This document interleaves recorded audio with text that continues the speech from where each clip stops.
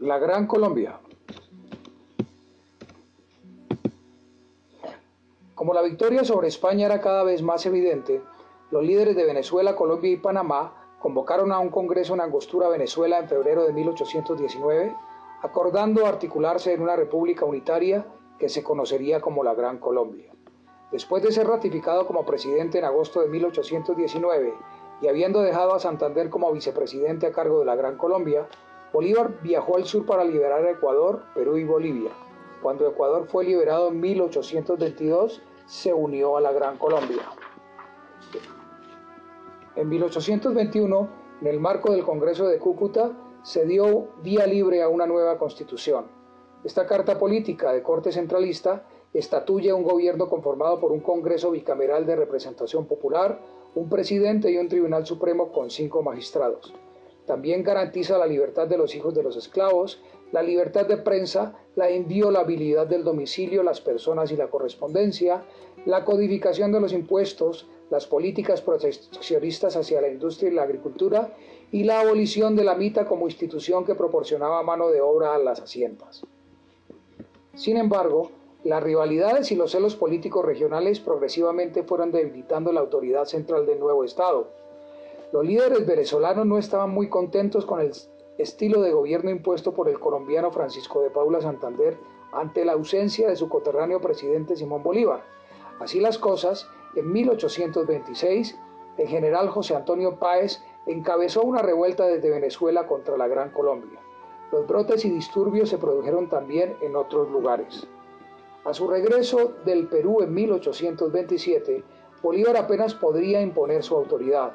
En abril de 1828, una convención general se reunió en Ocaña para reformar la Constitución de Cúcuta, pero la convención se disolvió como consecuencia de las posiciones contradictorias adoptadas por los seguidores de Santander y los seguidores de Bolívar. Aquellos que respaldaban a Santander apoyaban un modelo de gobierno federalista liberal.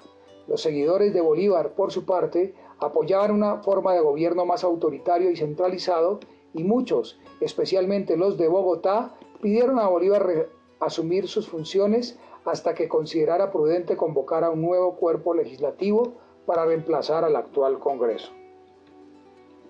La Nueva Granada. Después de la disolución de la Gran Colombia, la economía de la Nueva Granada atravesaba un periodo depresivo. Ninguno de los principales ejes económicos del país, agricultura, ganadería y minería, era saludable. El comercio exterior de importaciones se limitaba a un pequeño grupo, la banca era inadecuada para gestionar la dinámica económica y los artesanos y pequeños fabricantes solamente podían suministrar lo requerido para el consumo local.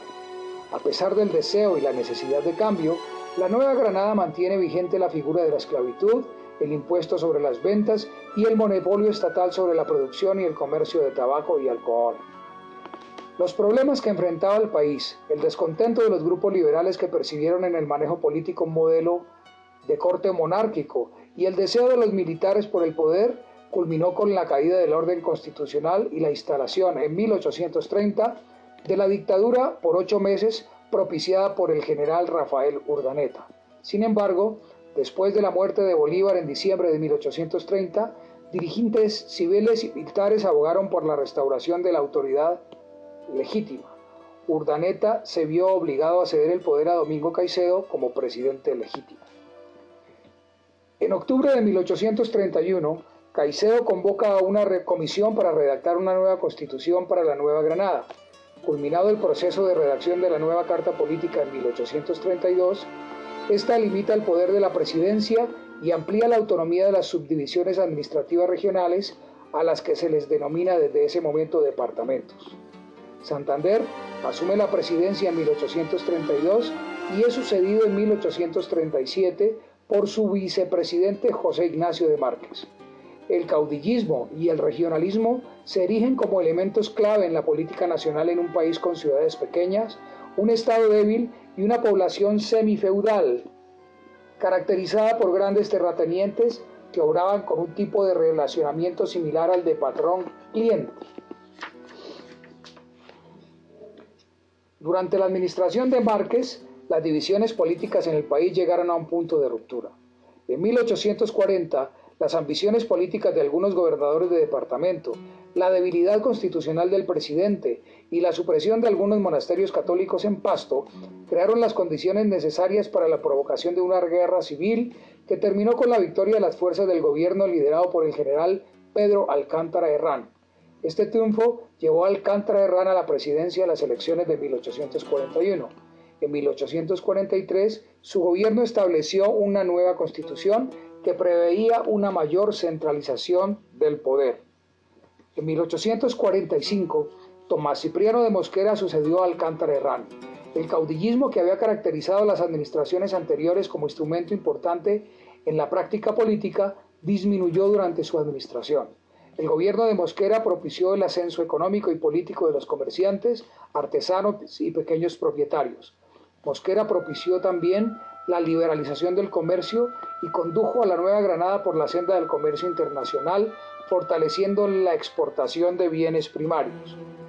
La elección del general José Hilario López como presidente en 1849 marcó un punto de inflexión para Colombia, tanto económica como políticamente. El capitalismo comenzó a reemplazar la estructura colonial y las diferencias ideológicas entre los partidos políticos establecidos superó el énfasis político en el caudillismo.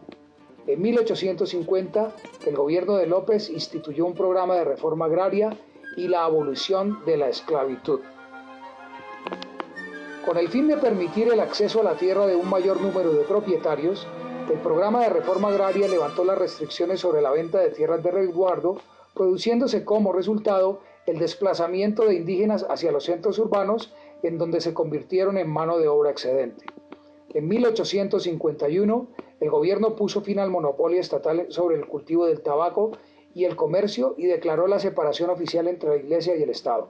Además, López despojó de la Iglesia el monopolio del sistema educativo y propuso que los curas párrocos fueran sometidos a elecciones populares.